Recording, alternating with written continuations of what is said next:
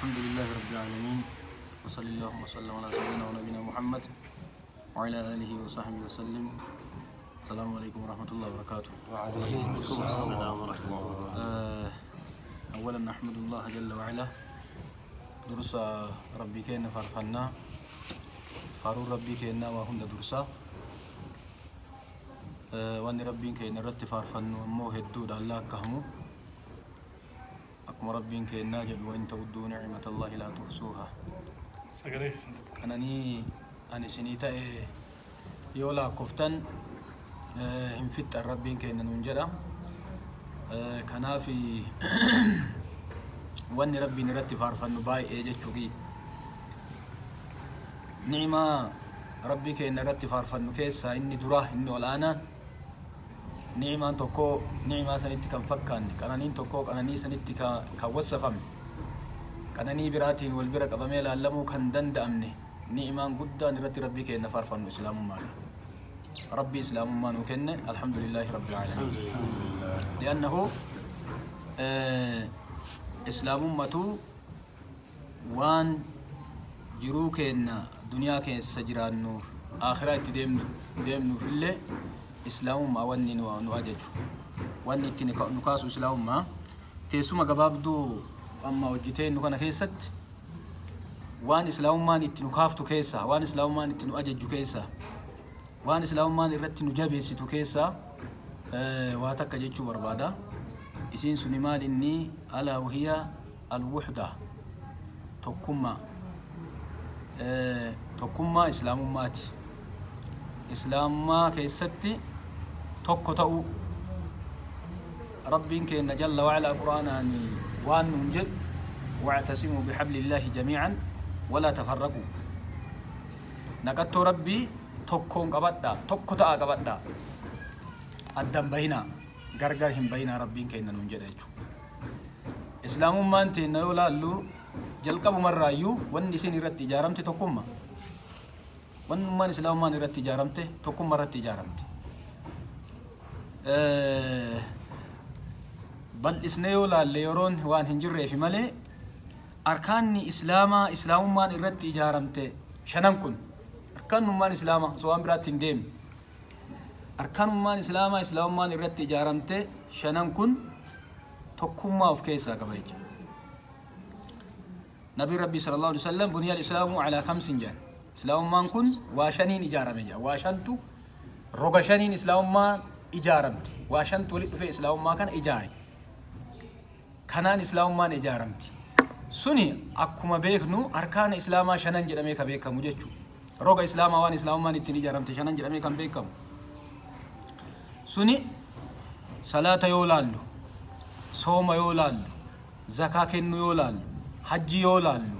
inni kunniin hundi waan tokkummaa of keessaa qabu jecha salaanni jama'aan salaatan salaata nam tokkocha salaaturra darajaa 25 yookaan 27 caaluun salaatul jamaa'ati afdalu min salaatil fardhi bi 27 daraja nam tokko itti adda salaatu nama hedduun nama jama'aan salaatu jama'aan nam lamarraa oli jama'aan baaba salaatatti nam lamarraa oli اثنان فما فوقه جماعة كما رواية دارقطني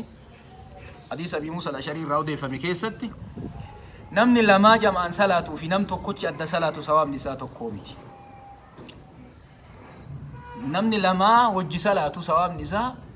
درجة دقدمي توربان جالا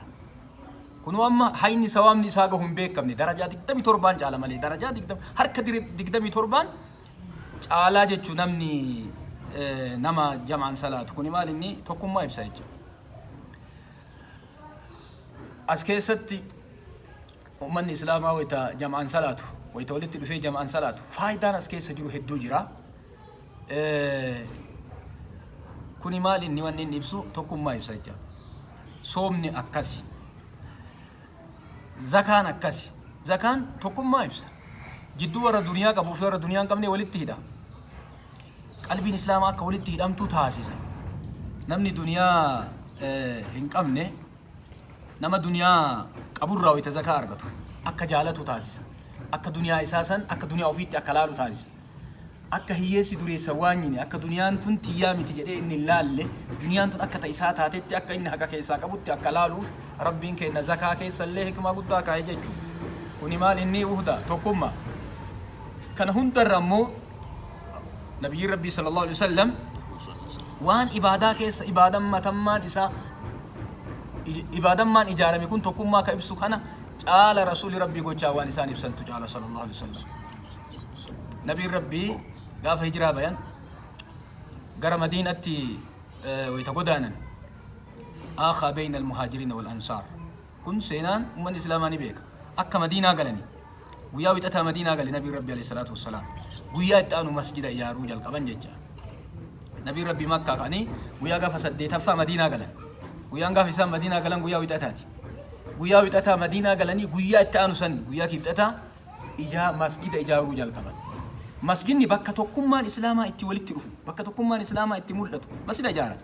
masjida Qubaa'a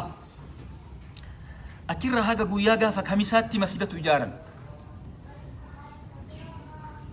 Nabiin rabbii sallallahu alaihi wasallam masjida ijaaruun tokkummaa islaamaa kana walitti fiduu jechuudha. Laal islaamni tokkummaa isaa bakka itti ijaaratu bakka itti jabeessu qabaatu isa barbaachisa jechuu irraa arganna. Kana wajjiinuu maal hojjetene dalagaan lammaffaa itti aantu rasuuli rabbii eega madiinaa galee dalage maalin akhaa bayna almuhaajiriina wal ansaar jidduu muhaajirtootaa fi jidduu ansaara obboleeyyan taasisan. Nama lama wal qabsiisanii obboleeyyan taasisan. Obboleeyyan eega taasisanii akkam ture jarri amma tokkummaa islaamummaa afaaniin himatuu miti tokkummaa islaamummaa keessatti obboliyummaan islaamummaa tokkummaan islaamummaa jaalalli islaamummaa tun maal qabdi waan jedhu san sahaabonni eega nabiin rabbii sallallahu alaihi wasallam obboleeyyan godhaa eega deemanii waan isaan hojjetan waan guddaa seenaachi keessatti hojjetame keessa seenama takkatti qofa yoo wal yaadachiif nabiin rabbii jidduu ansaaraa fi muhaajiraa wayita obboleeyyan taasisan akhaa bayna Abdurrahmaan bin Awf wa Sa'd bin Rabii Abdurrahmaan bin Awf fi jidduu Sa'd bin Rabii obboleeyyan taasisan Abdurrahmaan bin Awf min almuhaajiriin muhaajirtoota irraa Sa'd bin Rabii min al-ansaari warra madiina irraayi obboleeyyan godhaa nama lamaan wayita jedhan san akka carraa jarri lamaan bakka obboleeyyan ta'anitti Sa'd bin Rabii galeeni Abdurrahmaan bin Awf qabeenya isaa walakkatti kennuu fi mariisisee jira qabeenya kiyya walakkatti sii qooda jedheeni mariisiseen san qofaa miti dubartii lama qaba takka keessaa see xalaaqaa sadarkaa jedhuun gahe jecha subhaanallah obboliyummaan islaamummaan itti yaamtu ta akkasiise inna ammoo Abdurrahmaan bin Awf maal jedheen qabeenya kee rabbi barakaa keessa si haa kaa'u jedhe qabeenya kee rabbi barakaa keessa si haa kaa'u maatii kee illee rabbi barakaa keessa si haa kaa'u annama hojii beekuu hin hojjeta in daldalaa nama daldala beekuu iddoo daldalaa qofa natti mul'isi jedheen jechuudha amma sirraa wanni argannu maaliin ilaal obboliyummaan islaamummaa haga isiin geettu obboliyummaan islaamummaa jabduu akka taate warrummaan madiinaa ansaar gosa lama gurguddoo jira ansaaruma warra madiinaa kana keessa osoo muhaajiraaf ansaarattuun dhufin gosa lama gurguddoo jira awsii fi kazraj warri awsii fi warri kazrajuu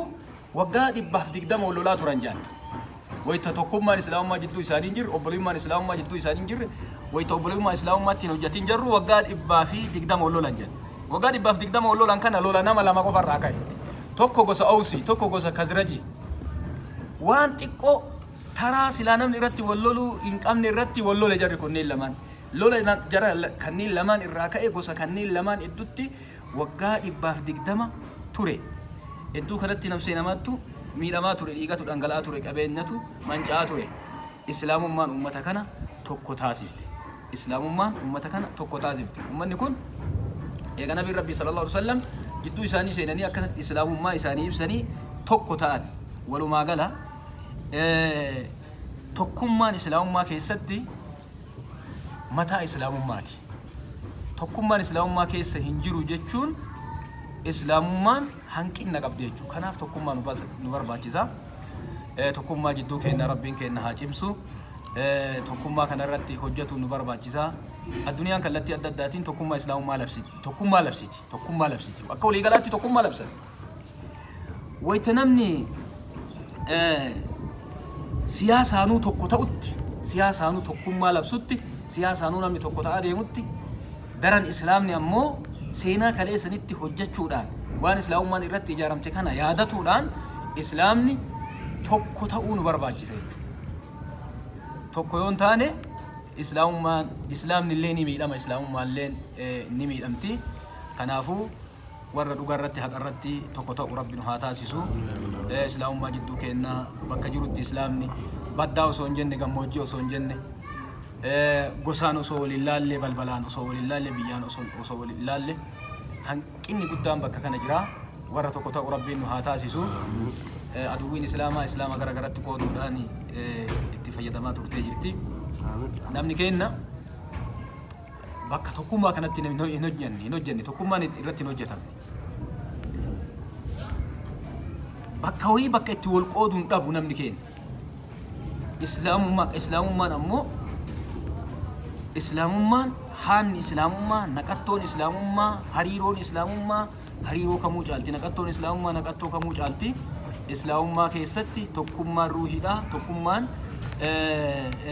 ruuhii islaamummaati jechuun dandeenya. Kanaafuu warra tokkummaa irratti jiraatu, warra tokkummaa labsu rabbi nu haa taasisu. Haaza wallahu a'lam. Wa sallallahu wa sallam ala sayyidina wa nabiyina Muhammadin wa ala alihi wa sahbihi wa sallam.